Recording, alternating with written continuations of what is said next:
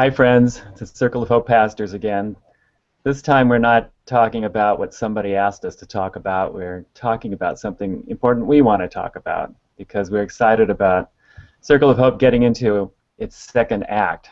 And we want to get us thinking about that today and get involved in the process of what we're going to do this fall to move ourselves into the future. When we talk about second acts, it's a metaphor that's making sense to us. It's the common thing that you see in every movie and most of the novels that you read, where there's a particular process that everybody uses to help us get into a story. And we're going to use it to help us get into our story as the church. Usually in the first act of a story, we meet the protagonist, and they help us love them. We meet their family and their friends, and by the end of the first act, they've come into some kind of problem that requires them to make a decision. They need to move into someplace new. Something has happened, and things need to change. The equilibrium gets disturbed, and something needs to move. It's like in the famous Star Wars movie that we all know about. At the end of what amounts to Act 1, Luke Skywalker is standing in the middle of his burnt farm, and he asks Ben Kenobi to take him with him on the mission to help him be part of the rebellion, and that's what happens.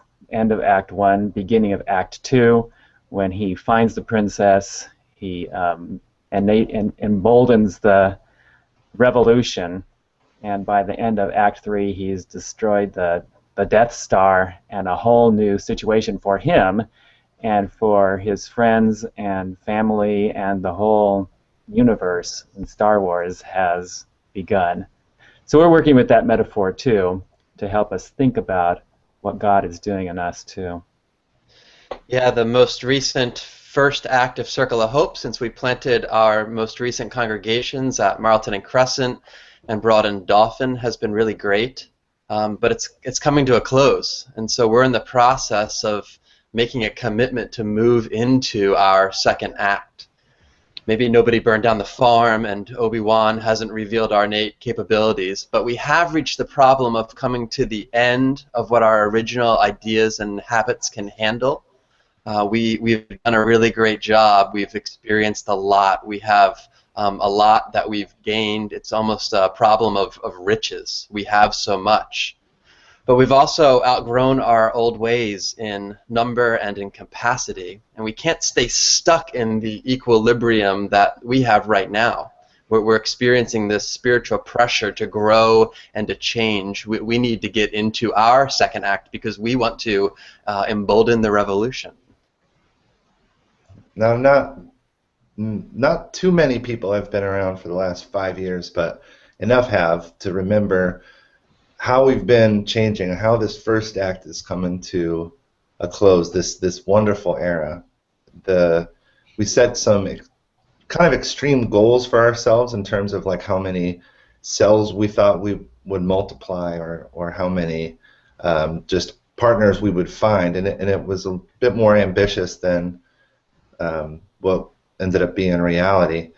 We have, like Nate mentioned, we have 2 new congregations that are both healthy at Marlton and Crescent and Broad and Dauphin, and they did more than survived. They developed. They grew in terms of age and capacity, and their leaders especially have grown a lot.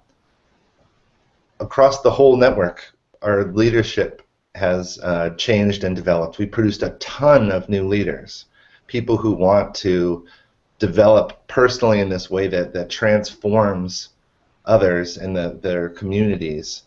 We invented our leadership team as it stands right now is about 4 times larger than it used to be. About 30 people are part of this leadership team, with the pastors and the cell leader coordinators, with the church planting core, the capacity core, and the compassion core.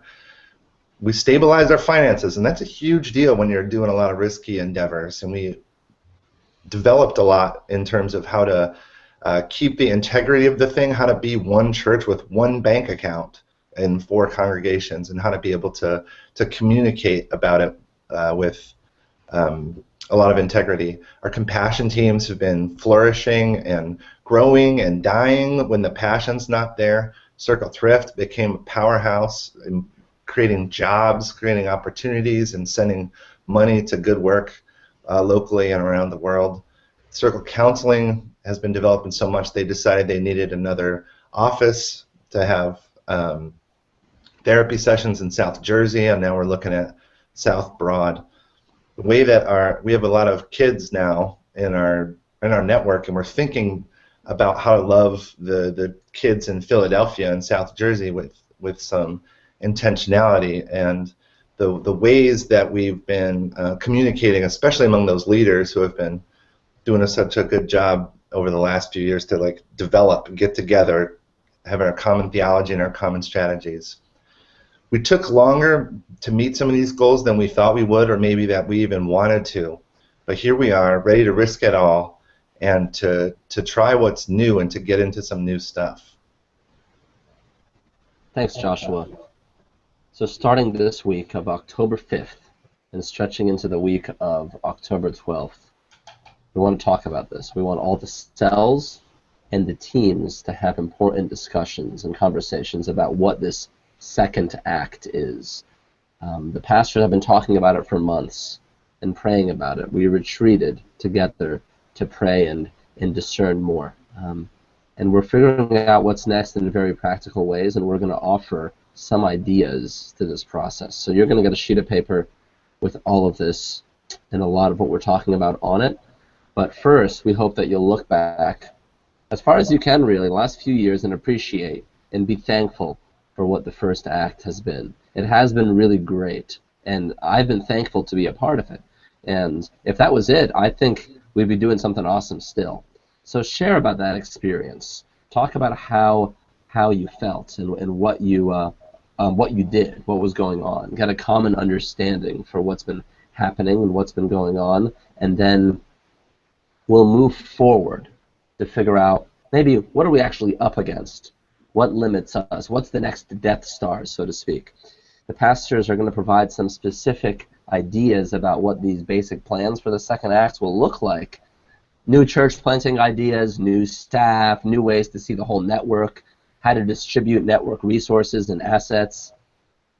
New staff even to help us keep us moving to something new. We want to end up somewhere new when the second act is over, when this part of the movie is over. We're making plans for how to get there. And so your input, your involvement, and you being a part of this process is really important. We're realizing our second act together, deciding on it, and then together making it happen.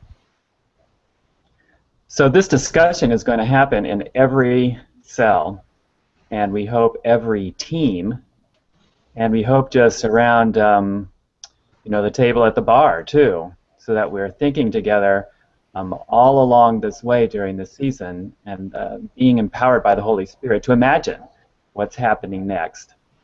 We want to have that be that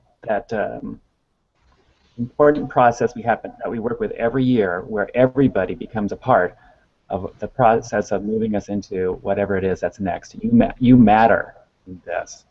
Your cell leader or your team leader will take down what is the result of your conversation, and they'll add it to a common set of data, a big fat document, so that we can all think about it together.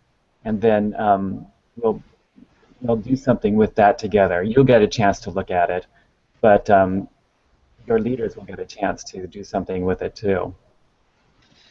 Yeah, the info is going to be out there so we can all discern together. The four of us, the pastors and the others that we draw into the process, we'll take that material and we're going to try to shape it into a good presentation and a perspective map for 2015. What are we doing going forward?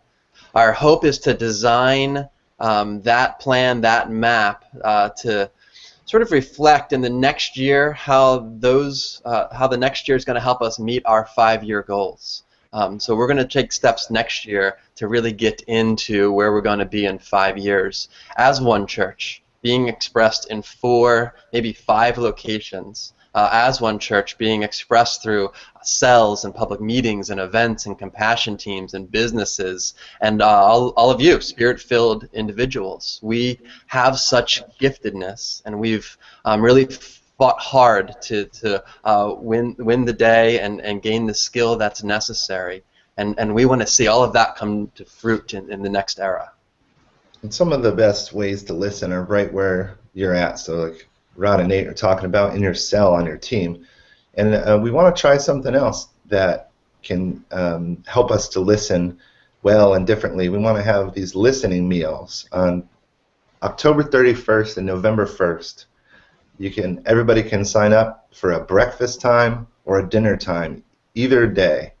So there's 4 opportunities to get in there, and the hosts will host these simple meals where we are further developing some of the materials that are coming up, especially wondering about how we're each contributing to this next era. But we'll get more info out about that. And at the end of the process, on December 13th, we'll be ready to confirm our hard work as a council. So we've been doing this for months, like we're saying. The pastor started it. We're discussing it in ourselves. We have these listening meals. And now, at the end of the year, we'll be ready to figure out what we're doing and confirm it. We'll have a new kind of map and a budget to go with it. And maybe even more important than that documentation, we'll have a new sense of who we are as one church, as a body, creatively acting in all sorts of ways, in all sorts of places, diverse, imaginative, covenanted, and committed to being the unique people God has made us to be right in this era. Circle of Hope is just beginning its second act. We don't know how it will end up, but we really trust in God and each other to keep making it a really beautiful thing. Thanks for listening. I'm kind of excited about what we're going to do, just getting through this video, as hard as it is for me to figure out how to make one of these things. I hope that you can feel engaged too and emboldened to be a part of the process. We're doing something brand new in the world, and how we do it makes a big difference to God. So thanks for listening. Let people know about this, and maybe you want to pass it around. You're going to see this on paper, and most importantly, you're going to see it in person. So peace be with you.